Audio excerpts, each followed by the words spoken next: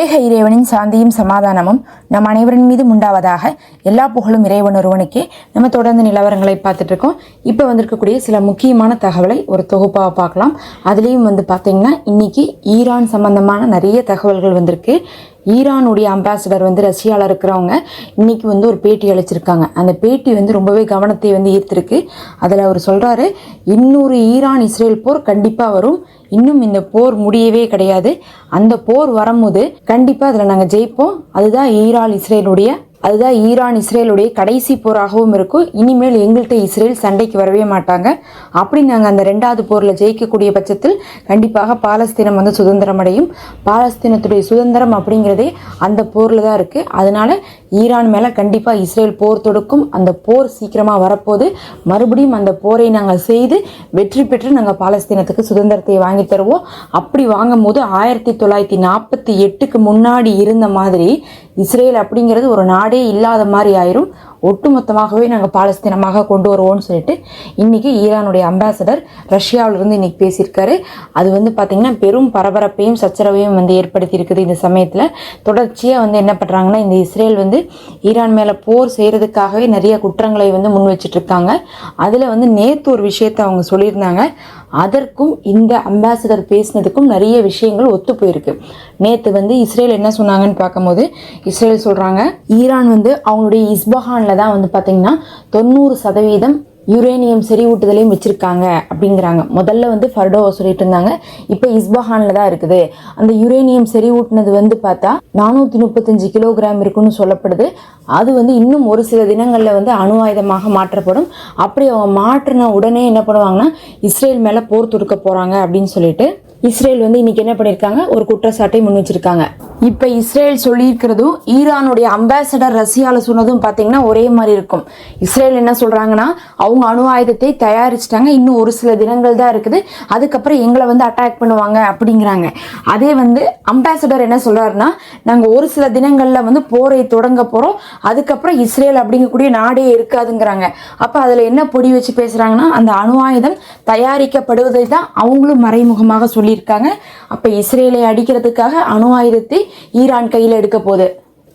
அடுத்து இன்னைக்கு ஈரான் ஒரு முக்கியமான புகைப்படத்தை வெளியிட்டிருக்காங்க. சேட்டலைட் இமேஜஸை நீங்கள் பார்க்குறது அந்த இமேஜ், இது வேற எதுவுமே இல்லை, கத்தாருடைய ஏர்பேஸை தாக்குனாங்கல்ல, அப்போ அமெரிக்கா என்ன சொன்னாங்கன்னா, எங்களுக்கு ஒன்றும் பெரிய தாக்குதல்லாம் நடைபெறலை, எங்கள்கிட்ட முன்னாடியே சொல்லிட்டு தான் அவங்க அட்டாக் பண்ணாங்க, கத்தார் மேலே அவங்க ஏவுனதே 11 ஏவுகணை, அதில் நாங்கள் என்ன பண்ணிட்டோம், 10 சுட்டு வீழ்த்திட்டோம், ஒன்னே தான் விழுந்துச்சு அப்படின்லாம் என்ன பண்ணிட்டு இருந்தாங்கன்னா, ஈரானுடைய தாக்குதல் ஒன்றும் புதுசானது கிடையாது, எங்கள்கிட்ட சொல்லிட்டு நாங்கள் சேவ் பண்ணதுக்கு பிறகுதான் தாக்குனாங்க, அந்த இடத்துல எங்களுடைய விமானங்கள்லாம் இல்லை, படையிலிருந்து யாருமே இறக்கல, எல்லாரையுமே நாங்கள் ஆல்ரெடி அலாட் பண்ணி வச்சிட்டோம், இது சும்மா கண் துடைப்புக்கு தான் நடந்துட்டு இருந்துச்சுலாம் பேசியிருந்தாங்க. அப்போ ஆனால் இன்னைக்கு ஈரான் சேட்டலைட் இமேஜஸை காமிச்சு கத்தாருடைய ஏர்பேஸ், அமெரிக்காவுடைய ஏர்பேஸில் அந்த இடத்துல என்னென்னலாம் சேதமாயிருக்குது அப்படின்னு காட்டியிருக்காங்க. அதில் அவங்க சொல்கிறாங்க, $15 மில்லியன் அளவுக்கு பார்த்தா நஷ்டத்தை அந்த ஒரே இரவில் அந்த தாக்குதல் நடந்துச்சு பாருங்க. ஒரு 9:30-10 மணிக்கு அந்த தாக்குதல் நடந்திருக்கும். நம்ம அப்போவே என்ன பண்ணியிருந்தோம்னா உடனே வீடியோ போட்டிருப்போம். அது பிரேக்கிங் நியூஸாக இருந்துச்சு. அந்த சமயத்தில் மட்டும்தான் அவங்க தாக்குனாங்க, அதுக்கப்புறம்லாம் தாக்கல. ஆனால் அந்த ஒரே அட்டாக்ல $15 மில்லியன் அளவுக்கு அமெரிக்கா அந்த இரவு இழந்திருக்குன்னு சொல்லிட்டு இன்னைக்கு ஈரான் கிளைம் பண்ணியிருக்காங்க. அதுக்கு ப்ரூஃபும் கொடுத்துருக்காங்க. தொடர்ச்சியாக இந்த இஸ்ரேலும் அமெரிக்காவை என்ன பண்ணுவாங்கன்னா, எப்பயுமே அடி வாங்கினா அடியே விழுலைன்னு சொல்லுவாங்க, அதுதான் அவங்களுக்கான மரியாதையும் கௌரவமாக இருக்கும். அந்த மாதிரி தான் அன்னைக்கும் போய் பேசியிருக்காங்க அப்படிங்கிறதை இன்னைக்கு ஈரான் என்ன பண்ணியிருக்காங்கன்னா முன் வச்சிருக்காங்க. இதெல்லாம் தெரிஞ்சுட்டு தான் இப்போ என்ன பண்ணுறது இல்லைன்னா, அமெரிக்கா நேரடியாக ஈரான் விஷயத்துக்கு சண்டைக்கே வரக்கூடாது, அதுக்கு பதில் B-2 பாமர் என்ன பண்ணிடலாம், இஸ்ரேலுக்கு கொடுத்துடலான்னு பார்த்துட்டு இருக்காங்க. ஏன்னா B-2 பாமரை வச்சு தான் ஈரானுடைய அணு ஆயுதம் உற்பத்தி செய்யக்கூடிய இடத்தெல்லாம் தாக்க முடியும், வேற எதை வச்சுமே நம்ம தாக்க முடியாது.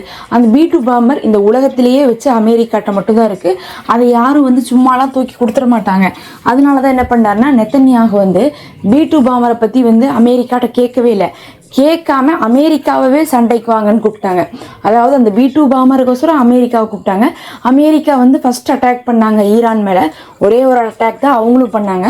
அந்த ஒரு அட்டாக்கி எதை வச்சு பண்ணாங்கன்னா B2 பாமர் வச்சு தான் பண்ணாங்க. வந்தாங்க அந்த ஃபர்டோலாம் வந்து என்ன பண்ணாங்க, அந்த B2 பாமரை யூஸ் பண்ணி பங்கர் பிளாஸ்ட் போட்டாங்க, திருப்பி போயிட்டாங்க. அவ்வளோதான். அதுக்கோசரம் தான் வந்து என்ன பண்ணிட்டு இருந்தாங்கன்னா இந்த இஸ்ரேலும் கூப்பிட்டு இருந்தாங்க. மற்ற எல்லா ஆயுதமுமே வந்து இஸ்ரேலில் வந்து இறங்கிடுச்சு.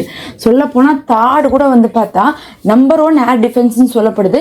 அந்த தாடு கூட வந்து பார்த்தா இப்போ இஸ்ரேல்கிட்ட இருக்குது.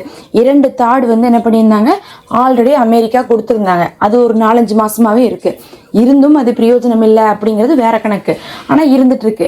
அப்படி இருக்கும்போது இந்த B2 பாமருக்கோசரம் தான் நம்மளை கூப்பிட்டு இருக்காங்கன்னு சொல்லிட்டு காங்கிரஸ்லேயே, அதாவது அமெரிக்காவுடைய காங்கிரஸ்லேயே முடிவெடுத்து என்ன பண்ணுறாங்கன்னா இப்போ இஸ்ரேலுக்கு B2 பாமரை கொடுக்கறதுக்கான முடிவுக்கு வந்திருக்காங்க. அப்படி மட்டும் இஸ்ரேல் கையில் B2 பாமரை கொடுத்துட்டாங்கன்னா அமெரிக்காவை இஸ்ரேல் வந்து சண்டைக்கு இழுக்காது. அப்போ அமெரிக்கா என்ன பண்ண மாட்டாங்கன்னா ஈரானை அடிக்கிறதுக்குன்னு சொல்லிட்டு வரமாட்டாங்க. அப்படி ஈரானை அமெரிக்கா நேரடியாக அடிக்கலை அப்படின்றாவே அமெரிக்காவுடைய எந்த நிலையத்தையுமே ஈரான் அடிக்க மாட்டாங்க. அப்போ அமெரிக்காவுடைய நிலையத்தை பாதுகாத்துக் கொள்வதற்காகவே B2 பாமரை கொடுக்குறேன்னு சொல்லிட்டு அறிவிச்சிருந்தாங்க. இப்போ சமீப காலமாக வந்து இந்த பேச்சு போயிட்டு இருக்கு. இப்போ வேற வந்து நெத்தனியாக வந்து இன்னும் அமெரிக்காவில் தான் இருக்காரு. அந்த சமயத்தில் கூட வந்து அதை பற்றியான டாக் போயிட்டு இருக்கும். ஆனால் இந்த முடிவுக்கு ஏன் வந்தாங்கன்னு பார்த்தா ஈரானுடைய அந்த கத்தார் பேஸ்ல நடந்த அந்த தாக்குதல்னால தான் அந்த முடிவுக்கே வந்து அமெரிக்கா வந்திருக்காங்க. இத்தனை நாள் போர் நடந்தாலும் கூட ரஷ்யா உக்ரைன் போர்ல கூட உக்ரைனுக்கு B2 பாமரெல்லாம் வந்து என்ன பண்ணல, அமெரிக்கா கொடுக்கவே இல்லை. ஆனால் இஸ்ரேலுக்கு கொடுக்குறாங்கன்னா வேற வழியே இல்லை. ஈரான்கிட்ட நாம வேற தனியாக அடி வாங்க வேண்டியது இருக்கு. அதுக்கு பேசாம இஸ்ரேல்கிட்டயே கொடுத்துட்டோம்னா அவங்க 2 பேர் மட்டுமே மோதிப்பாங்க. நம்ம பின்னாடி இருந்து ஆயுதங்களை சப்ளை பண்ணி லாபத்தை மட்டும் பார்க்கலான்னு சொல்லிட்டு அமெரிக்கா முடிவெடுத்திருக்காங்க. அடுத்து கடைசியாக வந்து பார்த்தீங்கன்னா ஏமன்ட்ட இப்போ என்ன பண்ணிருக்காங்கன்னா அணு ஆயுதம் கொண்ட ஏவுகணைகளை வந்து ஏமனுக்கு இப்போது வந்து என்ன பண்ணுறாங்கன்னா ஈரான் வந்து கொடுக்க போகிறாங்க அப்படிங்கக்கூடிய ஒரு அதிர்ச்சியான தகவல் வந்திருக்குது. அதை எப்படி கொடுக்க போகிறாங்க, கப்பல் வழியாகவா இல்லை தரை வழியாக கொடுக்க போகிறாங்களா அப்படிங்கக்கூடிய மேலதிகமான தகவல் இன்னும் வரல. ஆனால் ஏமன்ட்ட நம்ம எதுக்காக, ஆனால் ஏன் வந்து ஏமனுக்கு இப்போது வந்து அணு ஆயுத தாக்குதலை நடத்தக்கூடிய ஏவுகணைகளை கொடுக்க போகிறாங்கன்னு பார்க்கும்போது நெத்தன்யாகு வந்து அமெரிக்காவுக்கு போறதுக்கு முன்னாடி ஏமனை அட்டாக் பண்றதுக்கான முயற்சியில ஈடுபட்டு அதை தொடங்கி வச்சுட்டு தான் போயிருக்காரு. அப்ப திரும்பி வந்தாருன்னா என்ன பண்ணுவாருன்னா ஏமன் மேலதான் ஒரு பெரும் போரை எடுக்க போறாங்க. அதனால இப்போ ஒரு 3-4 நாள் கேப் இருக்கு. அவர் அமெரிக்காவில் இருக்கக்கூடிய நேரத்திலேயே என்ன பண்ணிடலாம், அந்த அணு ஆயுத தாக்குதலை நடத்தக்கூடிய ஏவுகணையை கொடுத்துடலாம்னு சொல்லிட்டு முடிவு பண்ணியிருக்காங்க. பொதுவாக ஒரு அணுகுண்டு போட்டா பெரும் தாக்கத்தை ஏற்படுத்தும். ஆனா இதெல்லாம் என்ன பண்ணும்னா அந்தந்த இடத்துல மட்டும் பெரும் தாக்கத்தை ஏற்படுத்தும். இதெல்லாம் சின்ன சின்ன அணுகுண்டுகள்னு சொல்லலாம். அந்த மாதிரி இருக்கக்கூடிய ஏவுகணை தான் ஏமனுக்கு வந்து ஈரான் கொடுக்குறாங்க.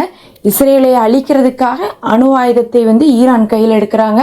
பொறுத்திருந்து பார்க்கலாம். நெத்தனியாக வந்த உடனே வந்து பார்த்தா ஹவுதீஸ்க்கும் இஸ்ரேலுக்கும் நடுவில் பெரும் போர் வரப்போகுது அப்படிங்கிறதே தான் ஆய்வாளர்கள் சொல்லிட்டு இருக்காங்க. இன்னும் ஒரு வாரத்துக்குள்ளேயே நிலைமை மோசமாறதுக்கு தான் வாய்ப்பு இருக்கு. அதுக்குள்ள முன்கூட்டியே இவங்க என்ன பண்றாங்க, ஆயுதத்தெல்லாம் கொடுத்து வைக்கிறாங்க. கடந்த தடவை தாக்குனதை போல இந்த தடவை ஏமனை வச்சு அதை விட பலமாக தாக்குறதுக்கு தான் இப்ப ஈரான் முயற்சி பண்ணிட்டு இருக்காங்க. பொறுத்திருந்து பார்க்கலாம். நம்ம அடுத்த ஒரு காணொளியில சந்திப்போம்.